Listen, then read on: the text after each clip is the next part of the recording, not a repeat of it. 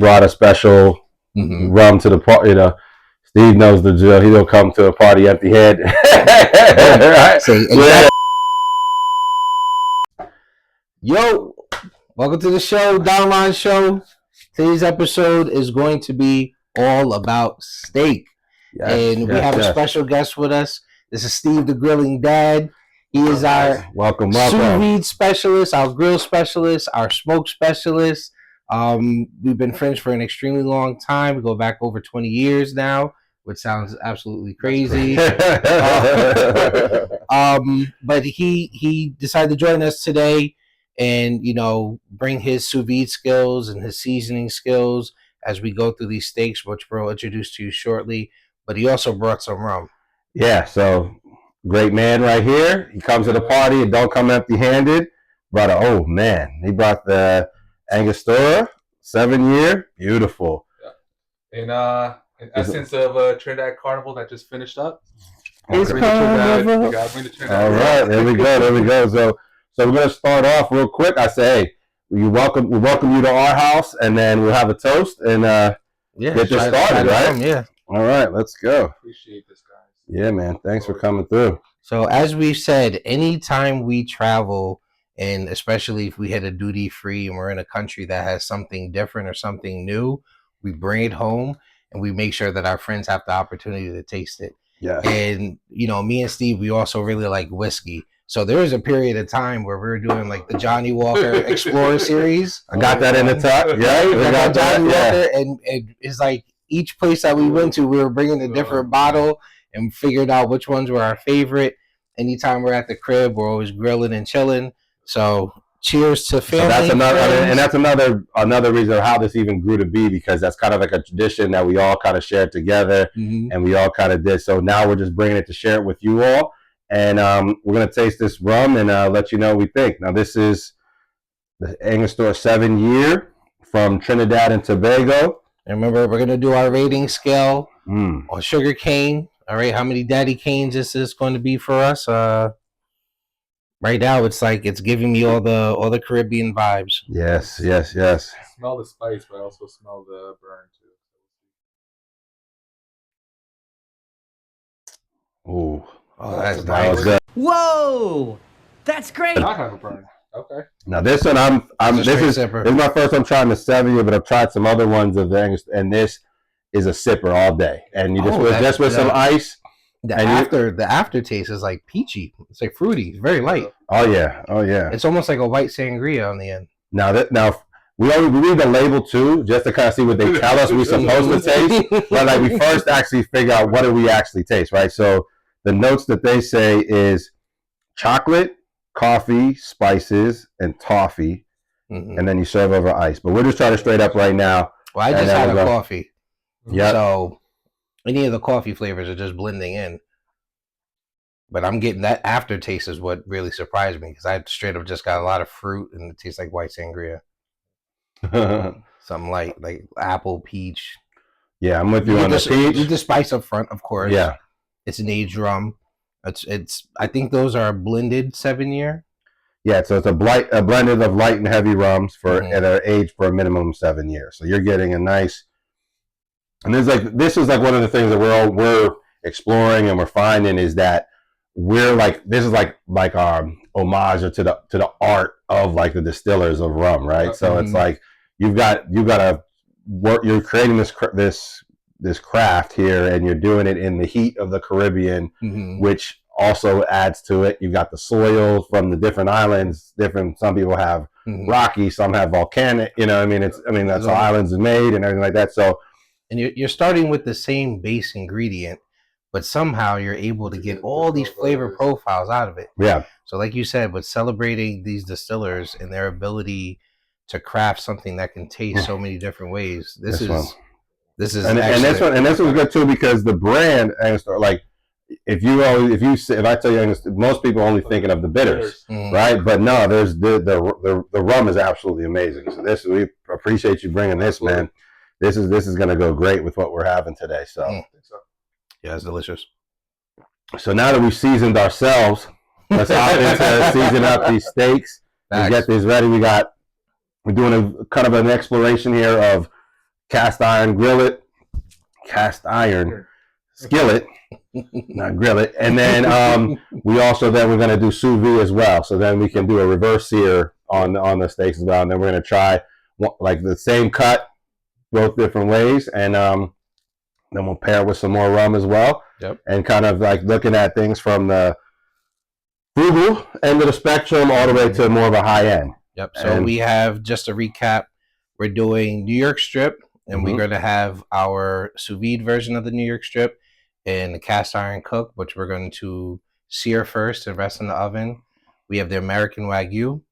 We have the Iberico pork, which is a skirt. And then we have the chuck, which is also going to be sous vide and then skillet fried or pan fried. Yeah. So we'll get it's a little bit of our experiment and learn some new things and new techniques that we can share with you guys along the way. So stay tuned. Join us. Water over there on the daily. So for here we have Black. Bacardi Black. We have the Zacapa, was it XO? Yep, Zacapa XO. We've already had The Angostura, 7 years. 7-year-old. Mm-hmm. You want to start out? We're gonna do it out of 5. We're gonna rate it, how we're feeling about it.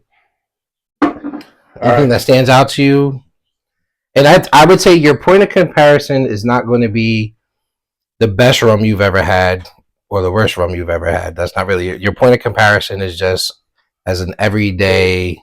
Okay, that's where my question was going to be. I'm not a big rum person, so it's like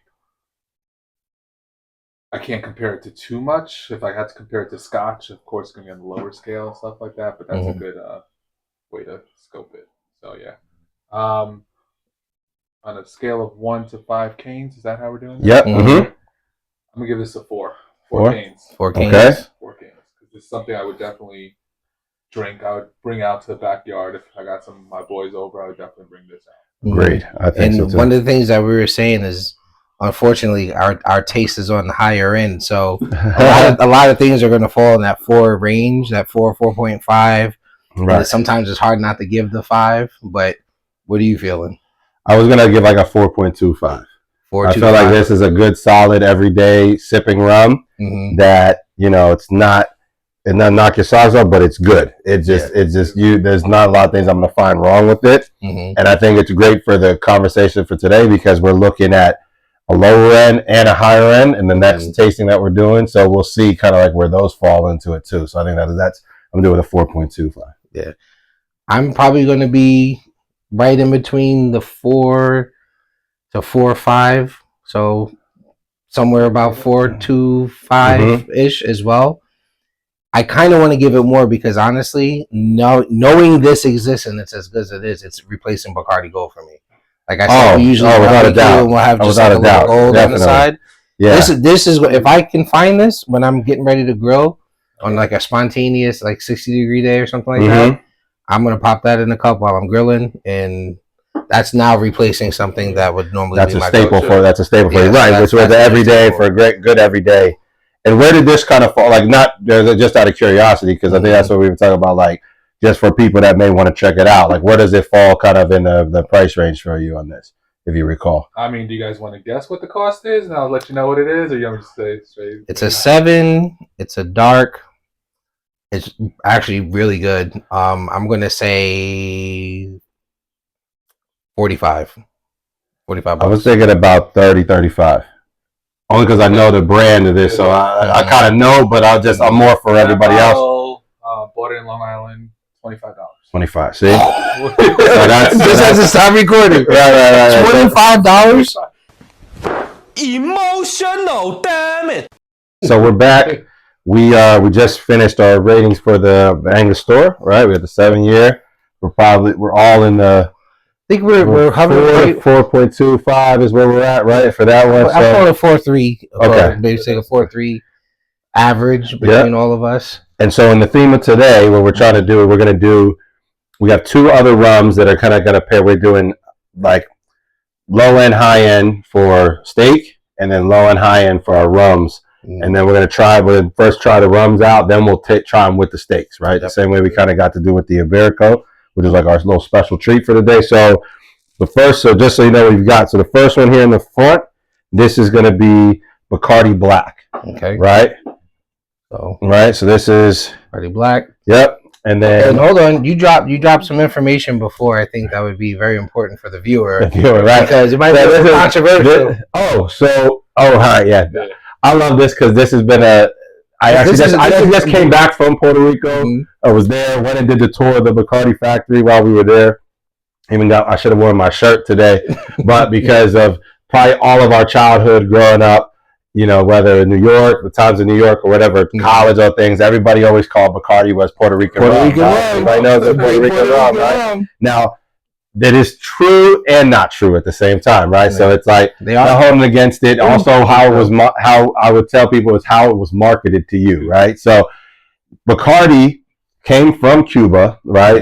They in the early 2000s they actually started marketing it with the tag on here from the location of their factories were originally in Santiago de Cuba, but they fled during the revolution or before the revolution and had to move all their services to Puerto Rico where they could still keep running the business. Continue producing, right? So the whole history of everything there. Now, so it is a Cuban rum that is made in Puerto Rico, right? So we can have this argument. I want to hear you guys in the comments. I want to get a little, discussion. But it has been clarified historically. I actually went to the place. They tell you the whole story of everything, and so this is actually like this. So this is like a little bit of, and the rum we picked for today was kind of like that sort of thing, right? This is the Cuban rum.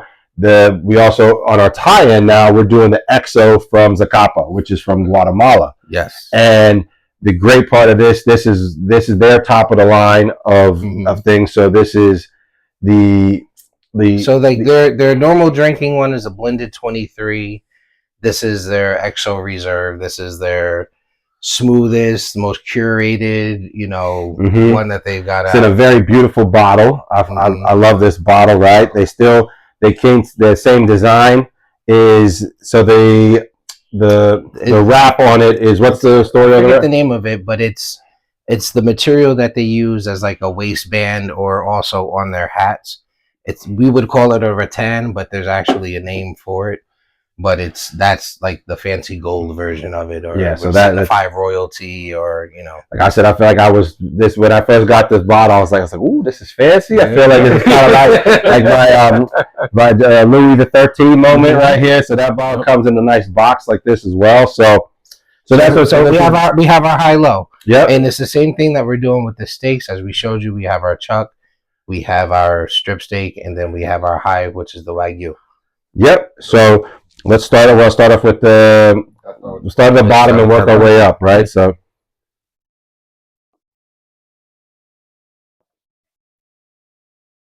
interesting on that one. That one tastes like it already has cola in it. It has like a sweet, like a soda. Yep. You can put this in like a can and call it like pre-mixed. That's cold from the fridge. It's some ice, couple ice cubes. Yep. Now I'll give you what the call for, like, okay, we read the labels because this tells you the story, right? So this is like we're trying to understand and experience it. So Bacardi Black is a dark rum, intense rum that captures the bold flavors of the oak, orange peel, and sweet molasses. Yeah. And then the molasses, right? So the molasses is very rich, all of that. And this is I'll give y'all one of my secret ingredients because this is what goes in the coquito that I make. So the coquito we've had on previous episodes, this is one of the key ingredients. All right, so we had our first taste of Bacardi Black. What are you feeling on it? I'll give this like a 3.7 as a drink. As a mixer, I think this is more like a 4 or so. But standalone, I'll give it about 3.7. Yeah. I'm going to put it at like a 2.5 because I'm going to put it on the scale, right? In terms of like it in its price range, it's good. It will be, like I think I said, if we just had this, it recommends with ginger beer, so come like a dark and stormy. But also, I think if you just had this with Coke, like just that sort of thing would be excellent. Will do what you need to do. But I think overall that for just standing on its own in Mhm. comparisons, even in the scale, I'll give it like a 2.5. Yep. So you went I don't pretty know. high. I went higher. I guess I was. I Mhm. mean, it has flavor. It has. 'Cause I would say as a standalone, I'm gonna go even lower. I'm gonna go 2 Okay. because I think as a mixer, it hits middle of the road. Yes. As I give 3 to be able to be combined and still have good Yeah. flavor, Yeah. good, and then good strength as well. Yeah. But for me, what I'm getting in there is like that raw distillate, like rum flavor. Yeah. Which for me, it's like I get 3 different flavors. I get the molasses, I get like that really raw alcohol type taste, Yep. Mm-hmm. and then I get a little bit of like spice, like it would be like a spice rum, just a little bit on the end. So for me, just as a standalone, Okay. especially after having something like that, Yeah. That'll kind of mess it, but it also sets the scale in the right things. All these things should differentiate itself. So it kind of we picked one that should be at the bottom of the scale, right? Just off of what it is, right? And it's not expected to be that. It's like this bottle of this size now is only like $20.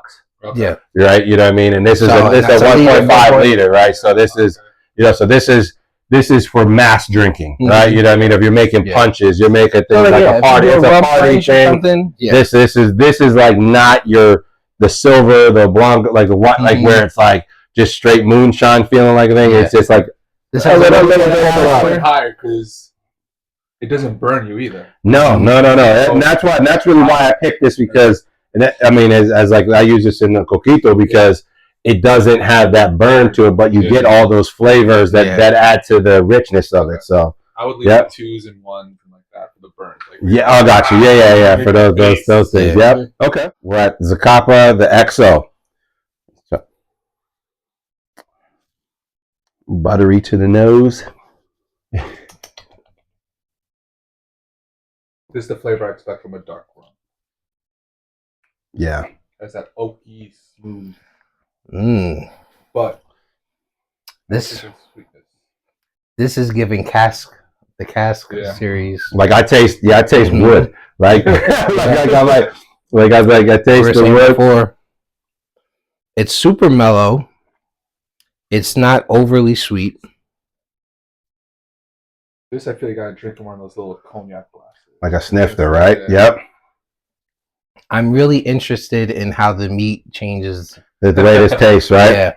I'm really interested in how like the saltiness and just the juice. Because I think this, even despite like because we said like this is one of our favorites. Yeah. I've been trying too much other ones that this isn't one of my favorites right now. Like to be honest with you, like this one, it's good, but it's really not even contextual to this. Like this is why this is always a great thing, right? Because you can't let the price fool you. Where this is going to be a higher price point, but it's not as like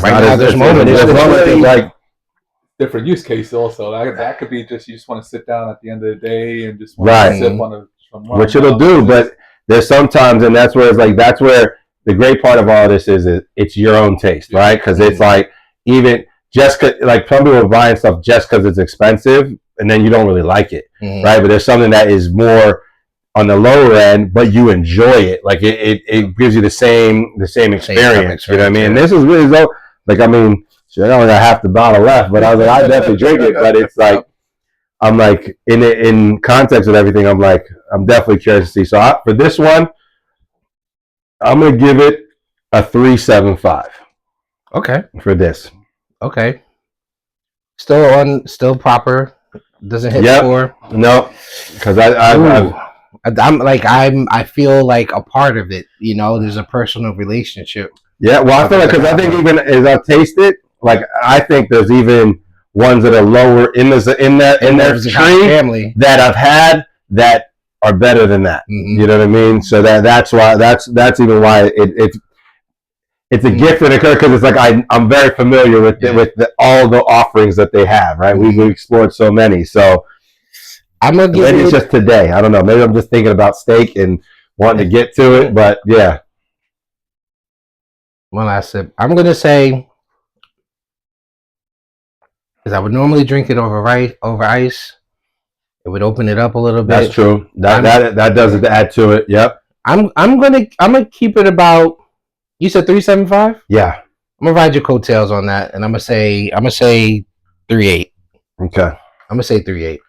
I really would love on a normal day if you would ask me and we weren't comparing. Yeah. I would say, oh no, I'd argue against that. Yeah. But it's having other cases in front of you that you're conscious of right now, and it just I can't rate it as high as that because right now it's not where you hitting on it. I'm thinking that more end of day, like what I would do with scotch, like just put some in a glass and just sip it. And just like neat. Ice would help. Neat. I would do it neat. Yeah. Because it has that warming flavor, and again, it doesn't burn. That's what I look for in the alcohol, and I would give that 4. Okay. Proper, respectable. We're Wonderful. all hovering right there at that line. Definitely. So I think that averages out to about 3.9 between all the scores. 3.75, 3.8, 3.4. Yep. Okay. So that's the Ron Zacapa XO. Yes. This is our Bacardi Black. Yep. And then we had the Angostura 7 year. Yep. Those are the 3 runs we've tried. Those are our 3 ratings. Now we're gonna have some steak. Let's go.